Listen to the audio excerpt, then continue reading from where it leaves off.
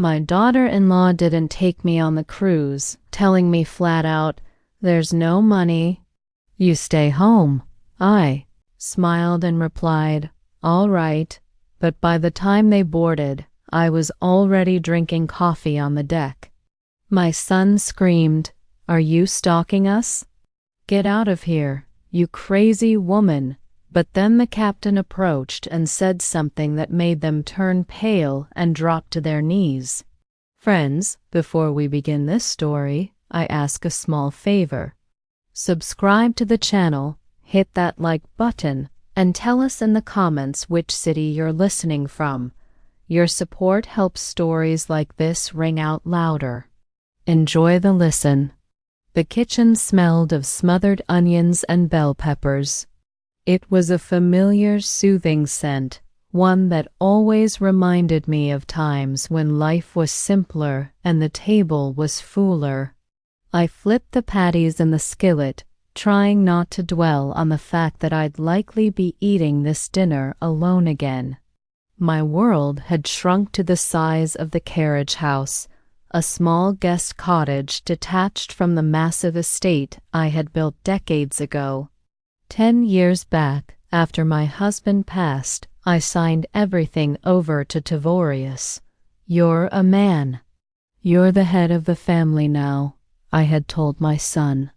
I wanted him to feel the responsibility, to broaden his shoulders. But instead of eagle's wings, he only grew an appetite for his wife Kenyatta's demands. Now I lived back here trying to be invisible, like an old piece of furniture that's too sentimental to throw out but doesn't fit the decor anymore. The door creaked. A gust of chilly autumn air rushed into the warmth of the kitchen, followed by Tavorius and Kenyatta. They looked tense. Tavorius wouldn't meet my eyes, fiddling with the button on his blazer, while Kenyatta carried herself with exaggerated tragedy. She tossed her trench coat onto a chair without a hello and sighed heavily, as if carrying the weight of all the ancestors on her back. "Mama, we need to talk," Tavorius began, his voice trembling as he looked at his wife for backup. Kenyatta immediately seized the initiative. "Mother Oilia, we have a crisis." Her voice dripped with honey, a fake concern that always made my jaw tighten. "Remember we talked about the roof? That leak in the east wing?" I nodded. Of course I remembered. A week ago, I had withdrawn $15,000 from my savings account, almost everything left for my burial fund, and gave it to them. They said the repairs were urgent, otherwise the house would start to rot. Kenyatta paused dramatically, pressing a palm to her chest. The estimate went up.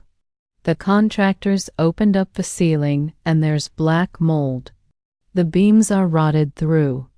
Basically, every cent is gone, and we even had to dip into our own pockets. I remained silent, waiting for the blow, feeling it coming like a storm in my joints, long before the first thunderclap. "And where is this leading?" I asked quietly, lowering the heat under the skillet. "We can't take you on the cruise," Kenyatta blurted out, triumph flashing for a split second in her eyes before she masked it with regret. "The money just isn't there, Oilia. You understand?" Ticket prices surged, and now with this repair, Tavorius and I barely scraped enough together for ourselves just to catch our breath. "Our nerves are shot." Tavorius finally looked up at me, guilt swimming in his eyes, mixed with fear of his wife. "I'm sorry, Mama," he mumbled. "It's better for you to stay here. You can keep an eye on the workers, watch the garden, and we'll bring you back a souvenir." "Yes, guard the house," Kenyatta chimed in, her lips curled into a pouty, aggrieved grimace. "Someone has to maintain order while we pinch pennies on this trip," I looked at her and felt a strange emptiness. No resentment, no anger, just cold clarity. My gaze slid to her wrist. Kenyatta adjusted her hair, and the sleeve of her deep mahogany blouse slid down. On her wrist, a bracelet sparkled, a thin strand of white gold paved with diamonds. A tennis bracelet. I knew that design. I knew the jeweler. I knew the price. That wasn't costume jewelry. That was a piece costing at least 3 times the repairs she had just been singing the blues about. She noticed my stare and quickly yanked her sleeve down, but it was too late. "All right," I said, my voice steady. Even to me, it sounded unexpectedly calm.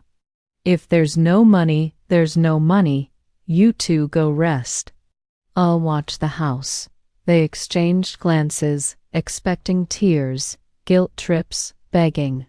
My composure threw them off, but relief outweighed their suspicion. That settled then. Kenyatta jumped up instantly. "Forgetting the tragedy act. We need to rush and pack. We leave early tomorrow morning. Don't offer us the food. We're fasting before the trip." They left, leaving me in the silence of the cooling kitchen. I spent the evening doing my usual chores, washed the dishes, wiped the table. The darkness outside thickened, turning the garden into a black and white photograph. Closer to midnight, I gathered the trash to take it out to the bins by the main gate. It was crisp outside.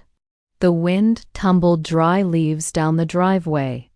I approached the large dumpster used by the residents of the main house, my son and his wife. The lid was propped open. Tavorius must have thrown something out in a hurry before bed. The wing caught a crumpled ball of paper falling from the bin and rolled it to my feet. I bent down and picked it up. It was heavy paper crushed into a careless sphere.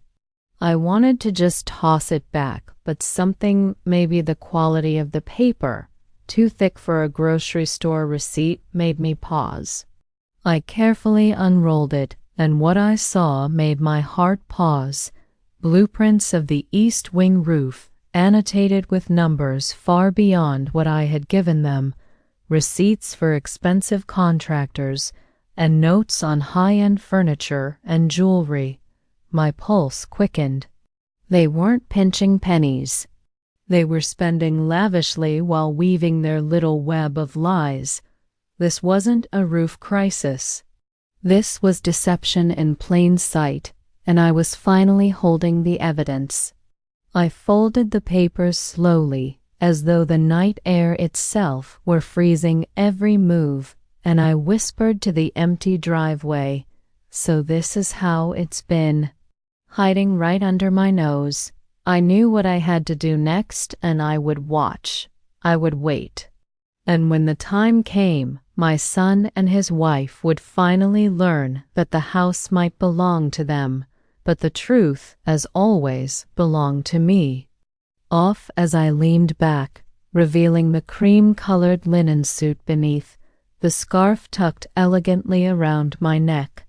The chauffeur drove without a word, the headlights slicing through the early morning fog as the carriage house faded behind me.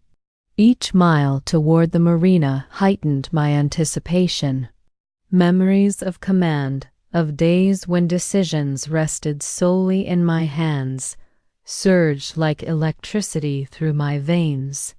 The gilded magnolia loomed ahead, majestic and gleaming against the rising sun, steam curling softly from its stacks, the river reflecting golds and pinks from dawn's light. As the car slowed at the dock, Captain Thaddeus approached, his expression unreadable but respectful. "Mrs. St. James," he said, bowing slightly. "All preparations are complete, and operational control has been transferred to you for the voyage. The crew has been briefed." I nodded, taking the bridge of the ship in view, feeling a thrill that only comes when walks into a room, or in this case, onto a ship that is truly yours. "Excellent, Captain," I said, my voice calm, cold, commanding. "Let's not waste time." The crew stepped aside as I climbed the gangway, each footfall deliberate, measured. Below decks, luxury staterooms sparkled, but my eyes scanned for the captain's quarters and the communications room first. I had plans that extended beyond merely claiming a stateroom. I needed eyes, ears, and strategy.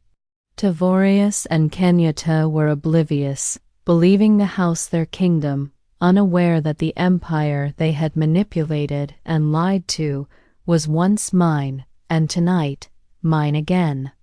The gilded magnolia shuddered slightly as the engines started, and the familiar scent of polished wood and river water filled my nostrils. I smiled faintly, running a hand along the polished mahogany railing. It had been a long time since I felt in control, truly in command. My phone buzzed, a message from Cyprian. "All systems ready. Crew briefed. You have complete access." I tucked the phone into my bag. "Good. Very good."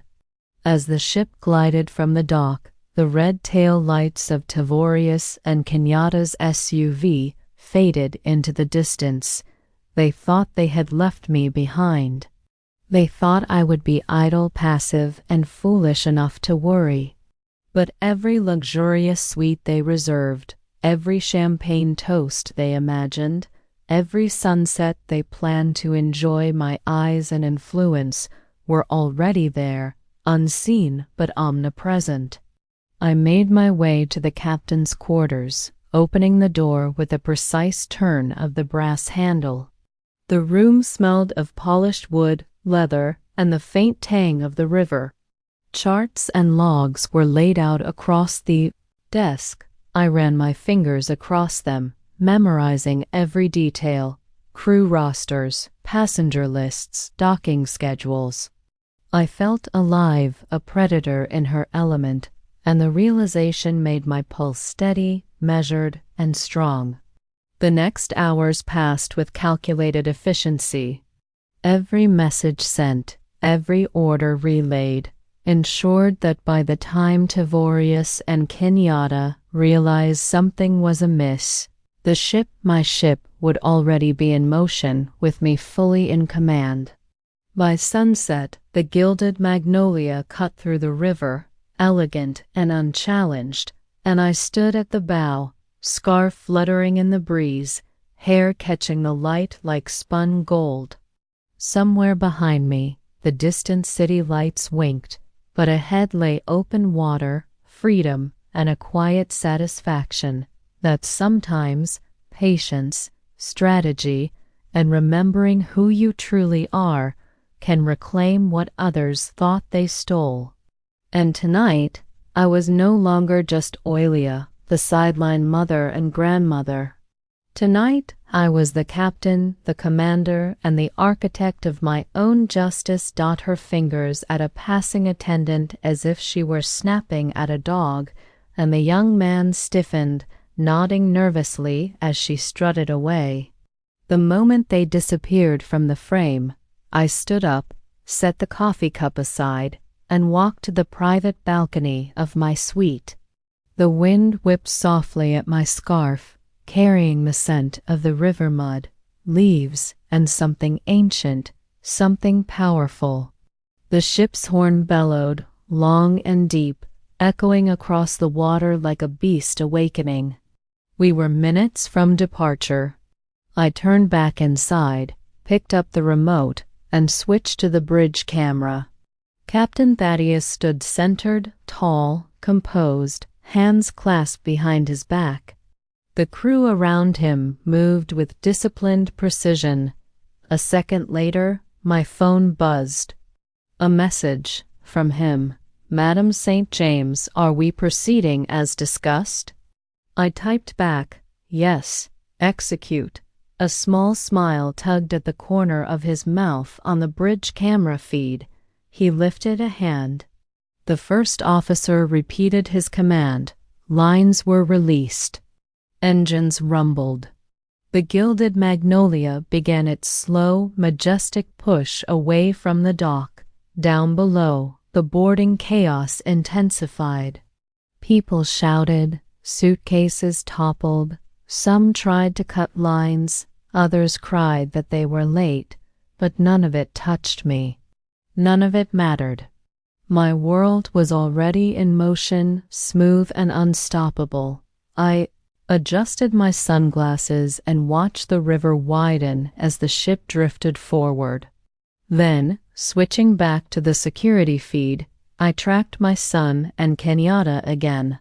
They were now at the grand staircase leading to the upper deck restaurant. Chandeliers shimmered above them, and gold filigree railings glowed under warm lights. They walked as if they owned everything their eyes touched. "Look at this," Kenyatta said, running her hand along the ornate banister. Money well spent. They arrived at the Mater Dei's podium, where a young woman greeted them with a polite but professional smile. "Good afternoon, and welcome to La Celeste," she said. "Could I have your cabin number, please?" "We're in 404, Kenyatta declared, raising her chin. "Diamond Suite. Put us at the best table. And tell the chef we expect a tasting menu complimentary, obviously." The hostess hesitated. "Of course, ma'am." "I'll check your reservation notes." She stepped aside to a small screen. I already knew what she would see. I had spent the morning ensuring she would. After a moment, the hostess returned, her expression remaining courteous, but her tone shifting slightly. "I apologize, ma'am, but your dining plan is listed as standard tier. The tasting menu is available with an upgrade. Would you like to?" Kenyatta slapped her hand on the podium so hard the camera shook slightly. "Upgrade? Do you know who I am?" she snapped. "We paid top dollar for this trip." The hostess didn't flinch. "Good training."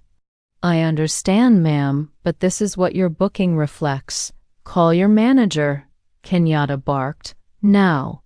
People in the restaurant turned to look. Some smiled faintly, the universal smile of those who enjoy seeing rude guests put in their place. Tavorius tugged her arm. "Baby, calm down. Let's just eat." "No." She yanked her arm away. "I will not be treated like trash. This ship should be grateful we're even here." The scene played out beautifully, just as I expected. I stood in my suite, watching like a queen surveying a battlefield from high above. Their humiliation was only beginning.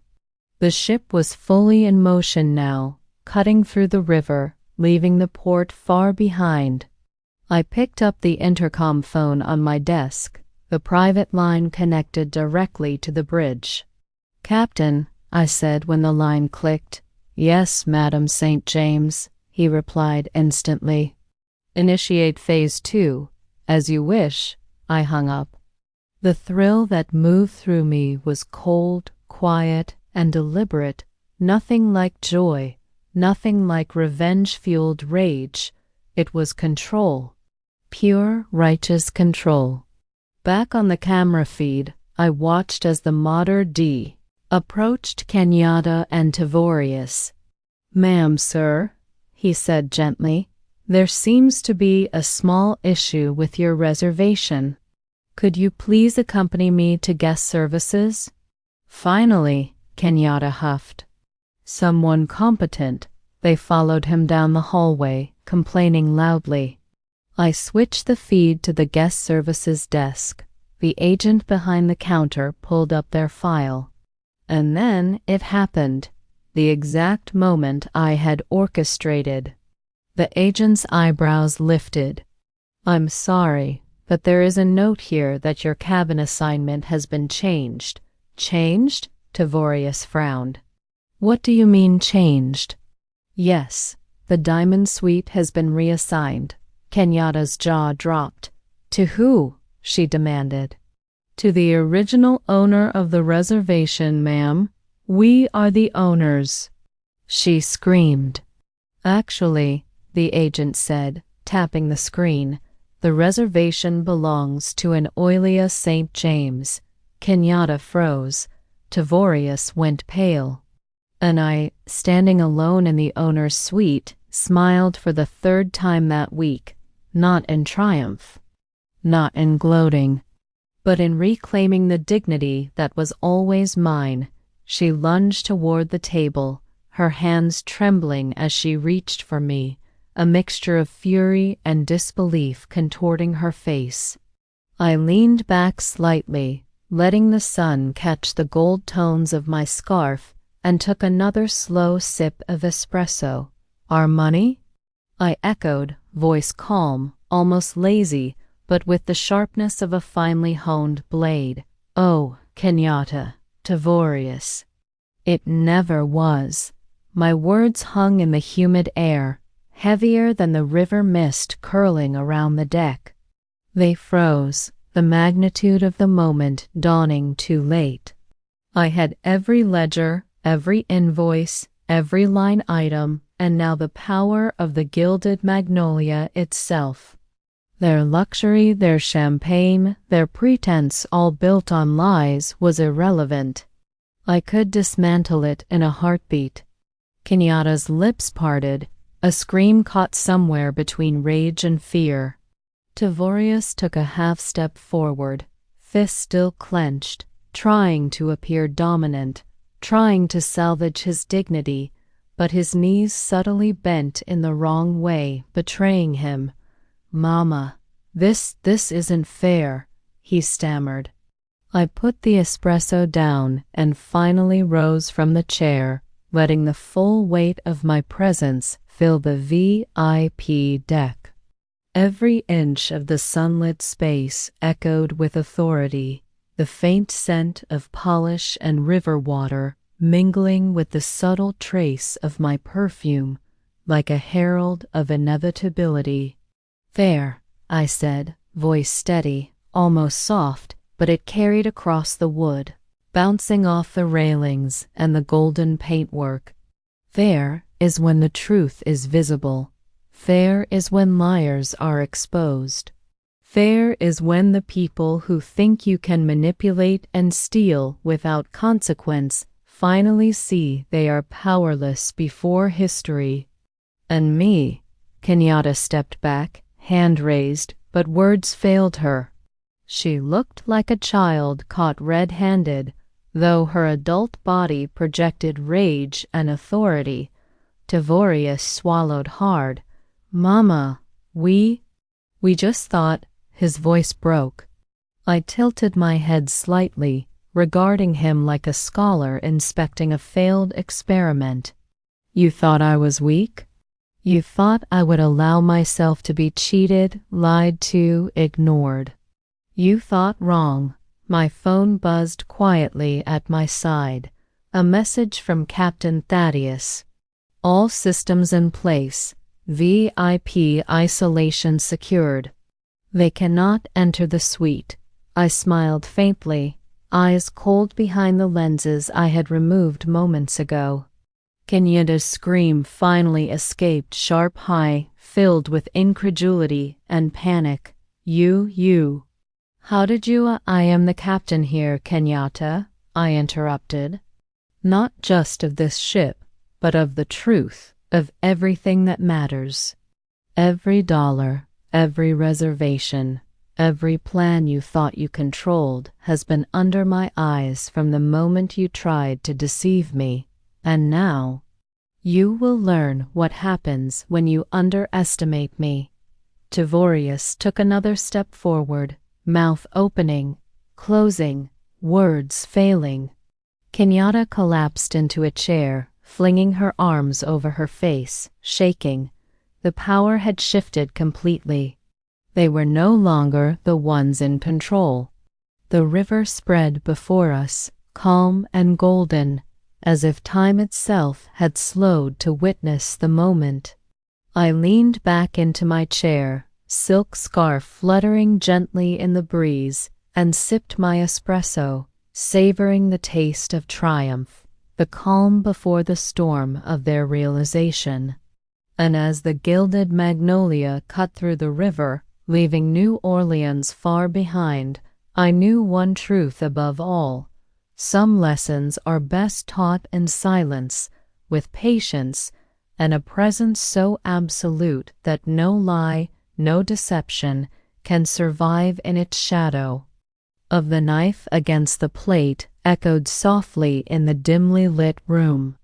Their eyes followed every movement, every deliberate cut, every sip I took of the wine. Silence weighed heavily on them, uncomfortable, inescapable. "Mother Oilia," Tavorius began again, voice small, tentative, as if testing fragile ground. "We truly—" I looked up slowly, my gaze sharp, cold, precise. "Save your words," I interrupted, voice calm, almost lazy, like a cat playing with a trapped mouse. "You will not excuse yourself. You will not apologize. You will listen." Kenyatta's smile faltered, lips tightening. "Mama, we just thought—" I leaned back, folding my hands over my linen-clad knees, letting the silence stretch. "You thought you could deceive me. You thought a lie, a pretense, and $15,000 taken from my hands would be hidden from me. It was not hidden. And now—" I gestured subtly to the floor, the room, the view through the emerald-draped windows. "You are in my hands. Not metaphorically, literally. In this room, at this table, on my ship, in my dining room. Every detail under my control." Tavorius swallowed hard, and Kenyatta visibly trembled. The air was taut, electric.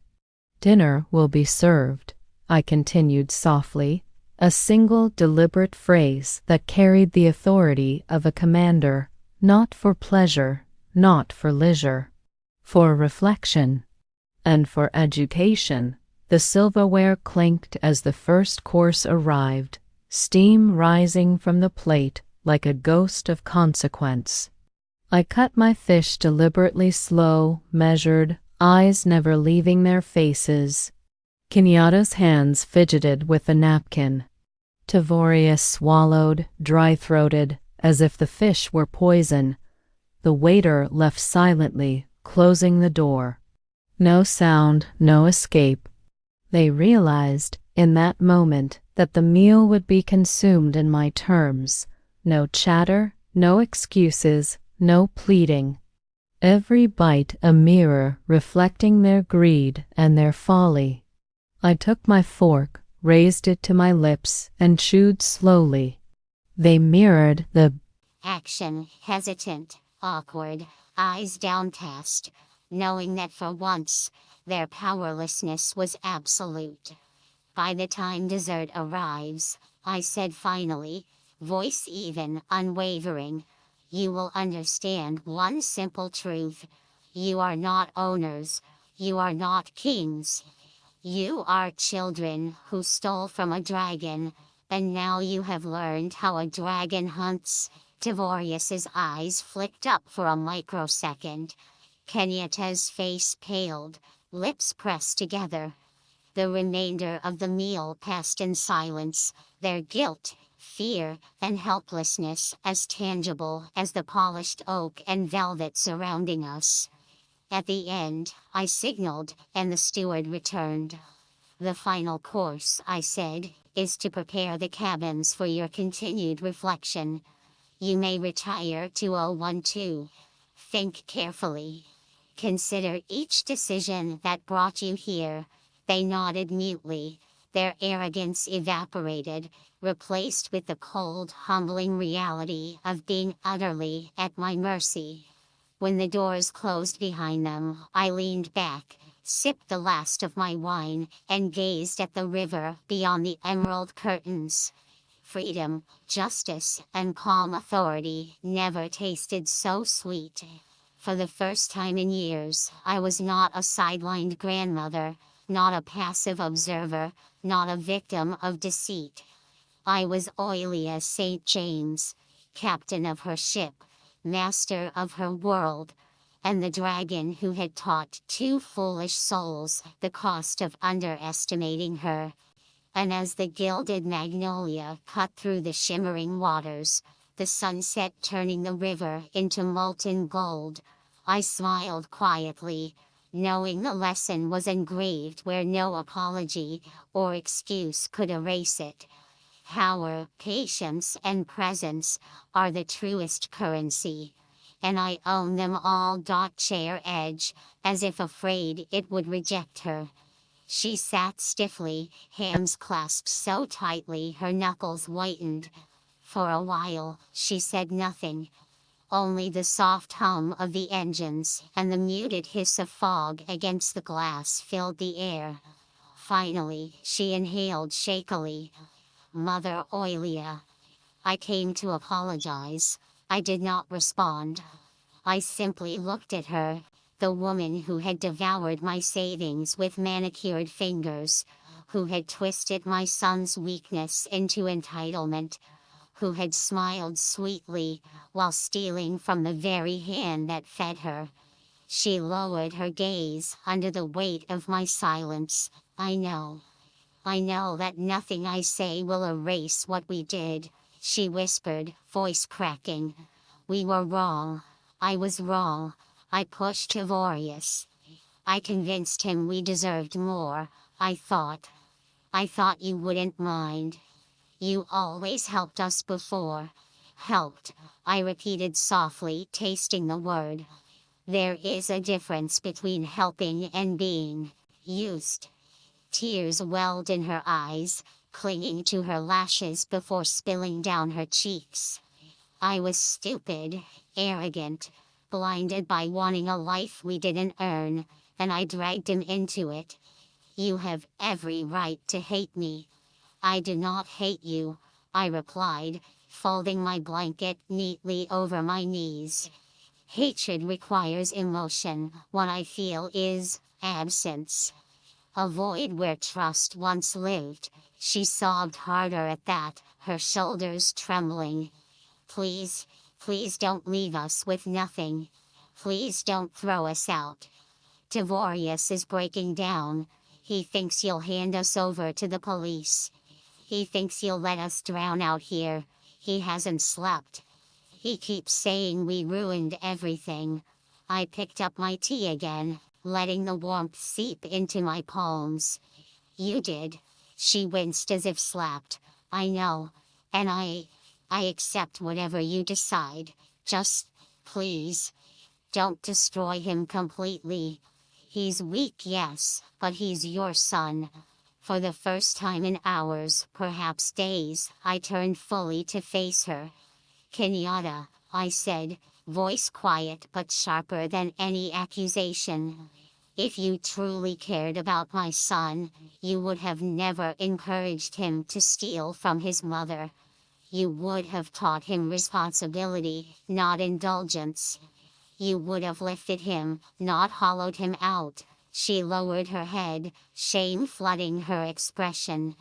You speak of him as if he were a helpless child, I continued. He is a grown man. Yet he hid behind you because it was convenient. He let you take the blame because it was easy. Weakness is not innocence. Silence fell once again, thick and suffocating. At last she whispered, "What will you do with us?" I let my gaze drift back to the fog, watching the ship carve its path through the ghostly white veil. You will stay in cabin 012 until we dock in Memphis, I said calmly. You will return home with nothing but what you brought. No cards, no accounts, no access. The house you live in legally belongs to me. I will not evict you, but you will maintain it yourselves. You will seek employment. You will rebuild your lives without my money. She blinked repeatedly, stunned, as if the mercy burned worse than vengeance. You're not handing us to the police.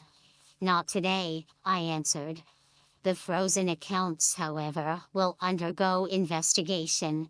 If the auditor finds criminal intent beyond misappropriation, the law will decide the rest.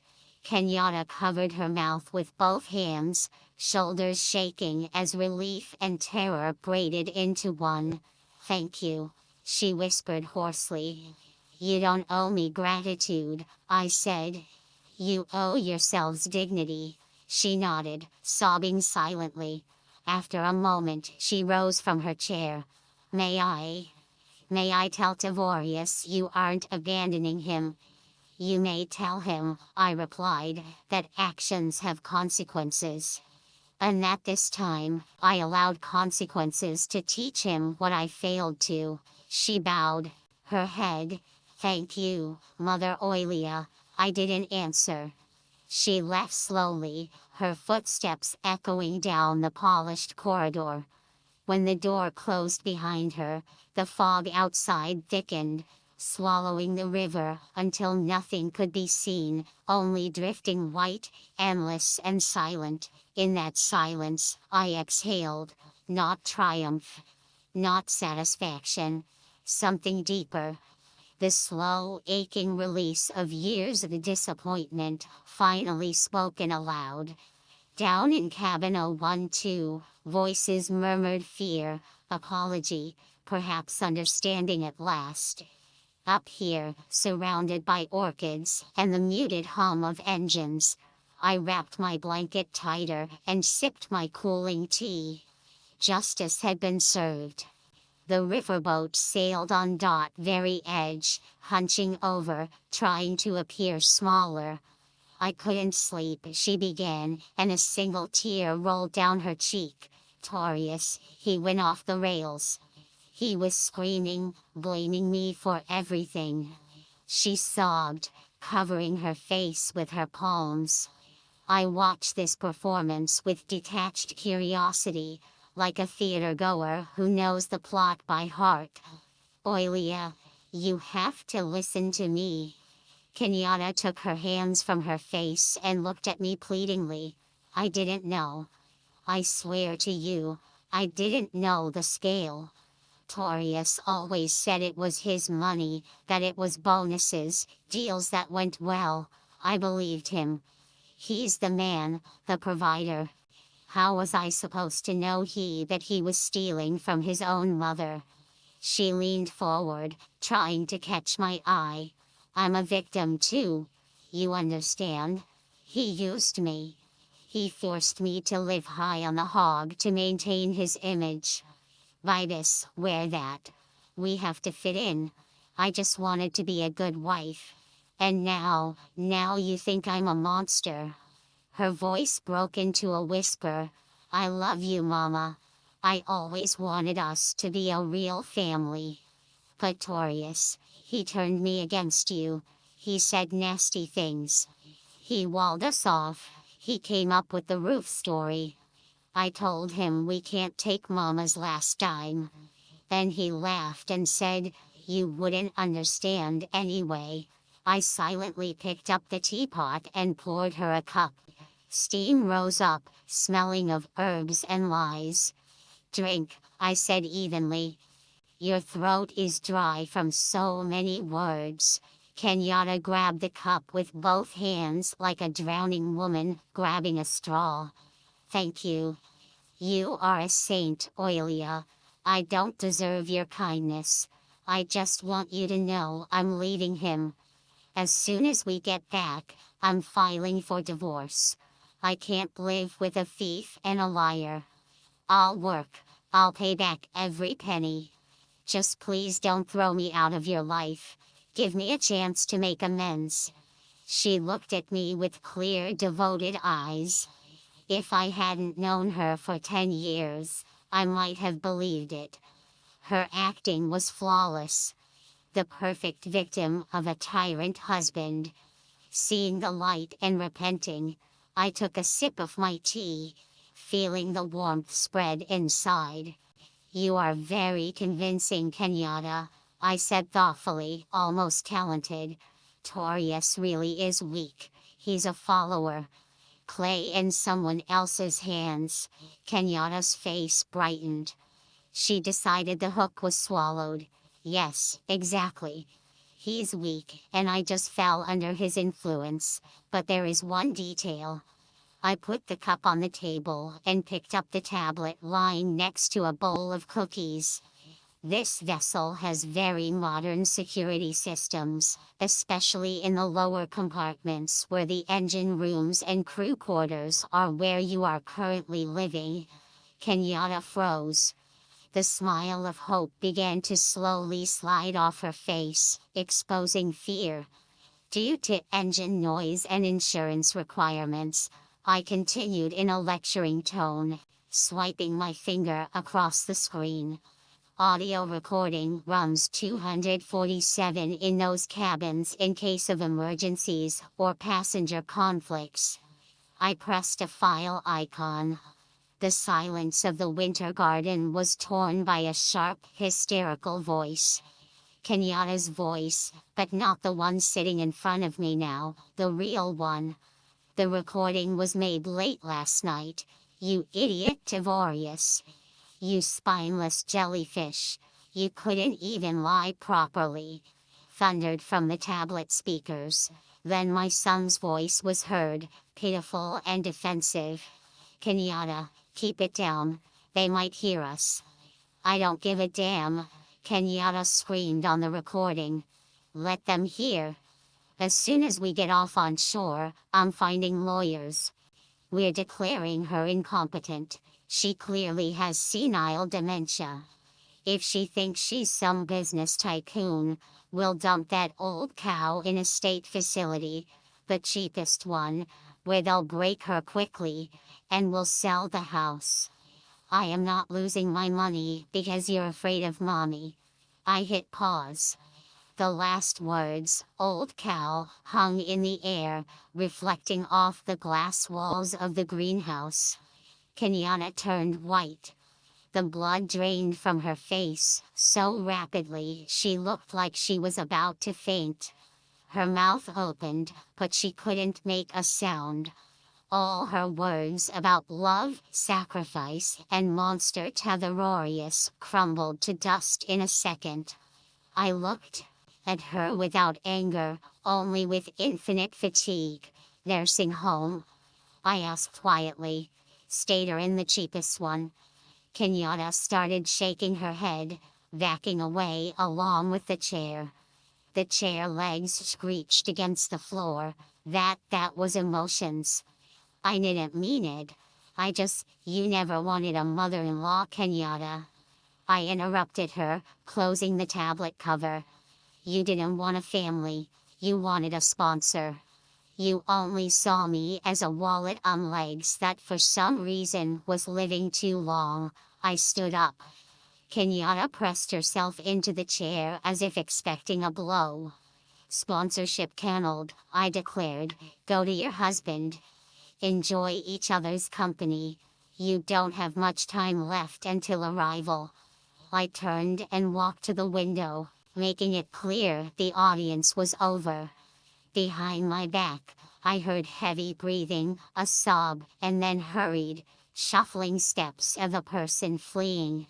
Outside the glass, golden forest floated by, but I only saw the reflection of my own face, stern, calm, and finally free. No more than an hour after the conversation in the solarium, the silence of my private library was broken by the noise of a struggle and heavy breathing.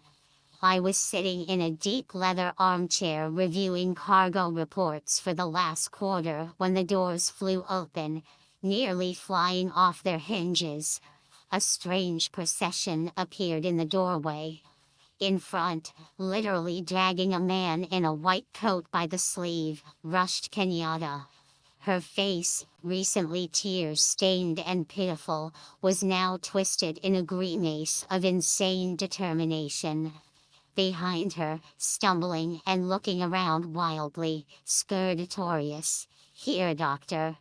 The river lapped quietly against the hull, the mist curling around the pilings like ghostly fingers. I stood at the railing of the upper deck, arms resting lightly on the brass bar, watching the shore approach.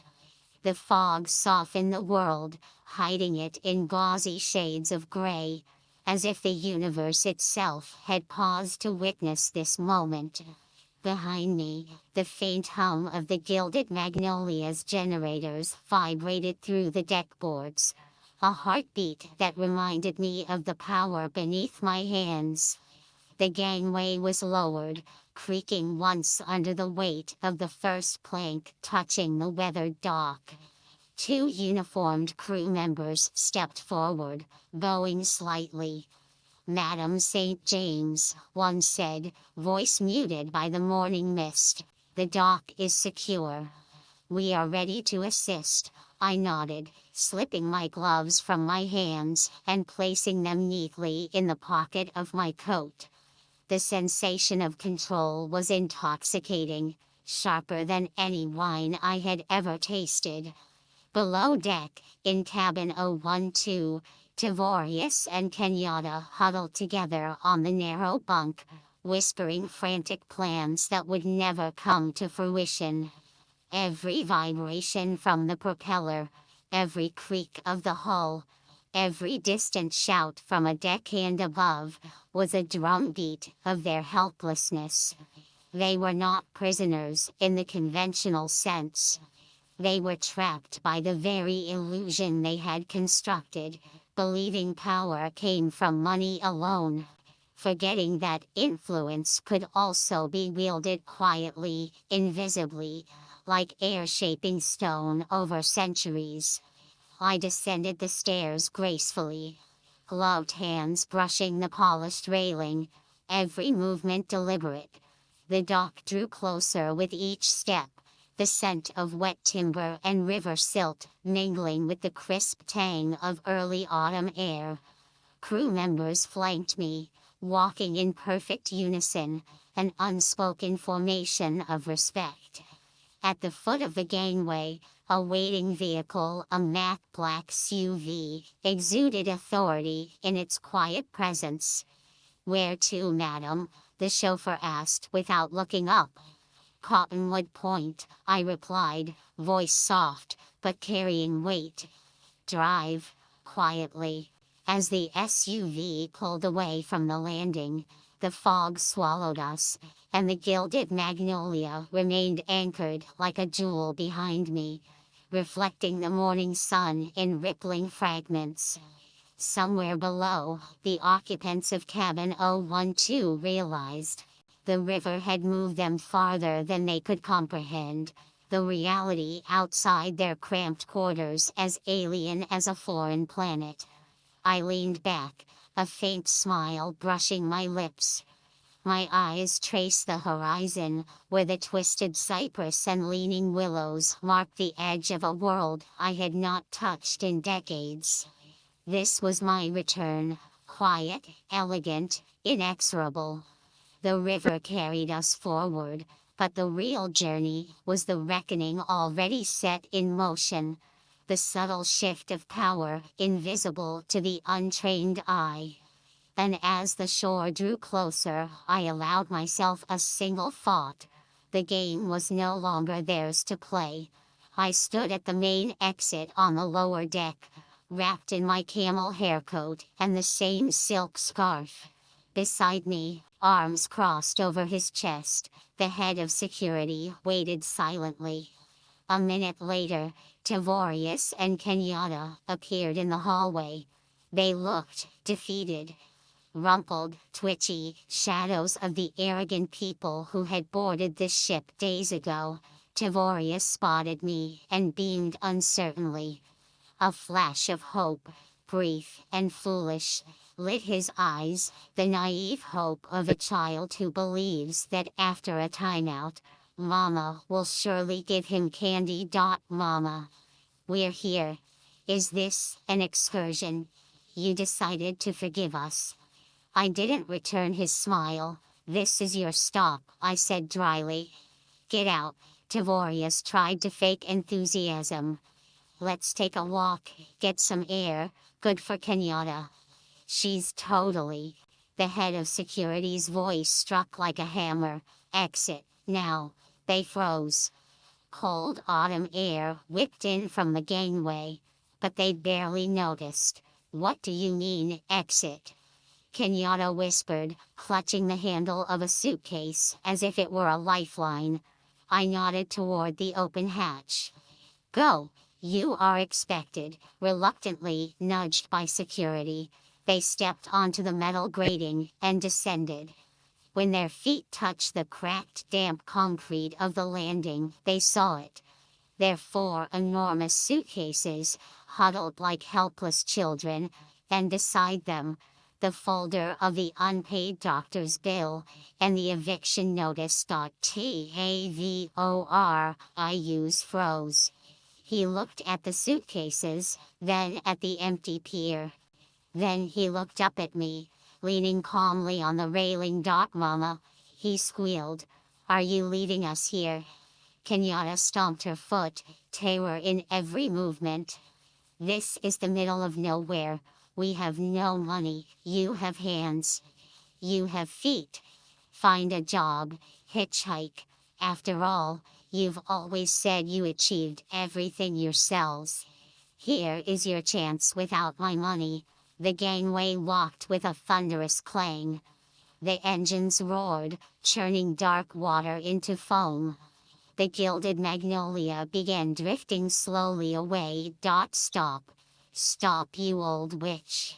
Kenyatta yelled, hurling a shoe that splashed harmlessly into the river. I didn't turn. Their screams faded with the distance, swallowed by the river and the wind. 2 tiny figures, marooned with a pile of useless possessions, stranded in a strange place with nothing. I turned back to the ship. The pass stayed on the concrete pier. Course for New Orleans, Madame St. James, returning to schedule. Emmerich asked. I smiled faintly, looking out at the river, widening toward the horizon. "No, Captain," I said, a spark lighting in my eyes. "To hell with the schedule. Plot a course north. All the way to Minnesota." Emmerich blinked, surprised, then caught the glimmer of adventure in my eyes. 2 more weeks of sailing. 2 more weeks of freedom. I felt something hot and vast rise in my chest. Not a chuckle, not a smirk. A roar of liberation. I threw my head back and laughed, a pure, ringing laugh that flew over the Mississippi, startling the gulls and echoing off the water. I laughed at the years wasted, at their greed, at the absurdity of life. I laughed because I had money, I had a ship, and I had a whole river of time ahead of me. My life wasn't ending, it was just beginning. Did you like the story? Which city are you listening from? Let's meet in the comments. If you enjoyed it, you can support me with a super thanks so I can keep bringing more life stories. Thank you for your sweet support. Don't forget to subscribe. I have 2 new life stories waiting for you. See you in the next tale. With love and respect.